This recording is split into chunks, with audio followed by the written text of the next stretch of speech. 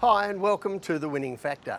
I'm Alan Aitken, and on this show each week we take a look at some upcoming races in Hong Kong and try to isolate a single ingredient of the race that we might look back on later as having decided the result, or at least been a path to finding the winner. Well, this Sunday, Sha Tin racing, and the first race that I want to take a look at is race 5, where our winning factor is fitness. Now, I think there'll be fans for quite a few horses here. Ezra down in class, Zach Purton's mount, Jade Fortune switching from the dirt to the turf, consistent Telecom Rocket. Royal Racer has a chance from a low draw, as does the backup horse Circuit number 1. But to me, this is all about what we get from John Si's trained Leap of Faith. And this is his most recent start, and this is why I think the race is all about him. Now, this is race 680. He's in white with blue sleeves. Gets a bit of a bump out of the gates early, but quickly makes his way through into a trail just behind the leaders over 1,400 metres. And you see on the heat map, this was a race with quite a solid above average set of sections home from the 800 metre mark. And as a result, it was not easy for anything to make ground. In fact, the first 4 at the 800 metres were the first 4 at the finish as well, but they came away from the body of the field. So I'm hearing you after watching that video and you're saying, yeah, well, that was fine, he raced well, didn't do anything special though, and there are other horses in this race who have similar looking form on paper. However, there is an aspect of his rivals here that I want to highlight, and that is their fitness. Now, look at this graphic. This is the field for Sunday's race, and in the first column you see how many days each runner had between his run 2 starts ago and his last start, and then how many days between the last start and this start. And the thing that sticks out here, I've highlighted here, is Leap of Faith. 4 months between his 2 previous runs, 126 days, whereas his rivals here had all gone into their last start reasonably fit. So he's the one open to improvement, and when we look at the map, he's up to 1,600 metres here. I think he will occupy a fairly similar sort of a space in the race this time, from an inside gate just behind the leaders, and in a race where there doesn't look to be a heck of a lot of pace, but I think we're going to find him a little bit tougher at the end of the race. So the tip in race 5, Leap of Faith, his winning factor, fitness. Yes, the form looks fairly similar for quite a few horses in this race, but I think he's the one with improvement because he had that big gap between runs. He's a 3-year-old, only lightly raced, and I think that we could see him advance. The second race I want to take a look at for Sunday's meeting is race 10, and a winning factor here, the map. Now, as usual in the Class 2s, this is a pretty good contest, and there are cases to be made for horses like Perfect Match and More Than Lucky, who will both be up on the pace, maybe even for Transcendent, coming back to a kind of barrier draw.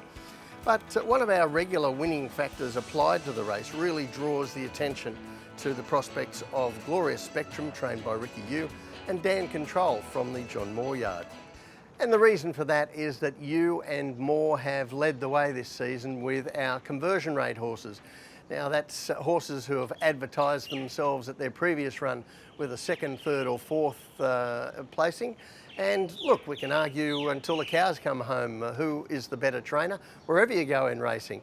But one thing as bettors that we know is that trainers with strong figures around this kind of conversion rate are trainers we can back with a bit of confidence, knowing that their horses run a good race and then follow it up again next time. So that's where Yu and Moore have led the way this season. And we take a look at the graphics here, and firstly you see the conversion rates for the trainers since the start of the 2014-15 season. Here's our top 10, and John Si's long reign at the top in Hong Kong has really been built on this kind of consistency, this kind of statistic, and the 11-time champion leads the way. His horses run well and turn up and run well again next time. But in this second table, we see what's happened only this current season. Now, there is some water still to go under the bridge in the championship race, but Ricky Yu, highlighted in orange, has built what might be his first championship win on his conversions, and he's even outperformed the betting market as per the expected wins, which is never easy to do. And a special mention to Jimmy Ting also, who's managed that in both his seasons. But meanwhile, John Size has underperformed in this area this term, and it shows in his overall performance.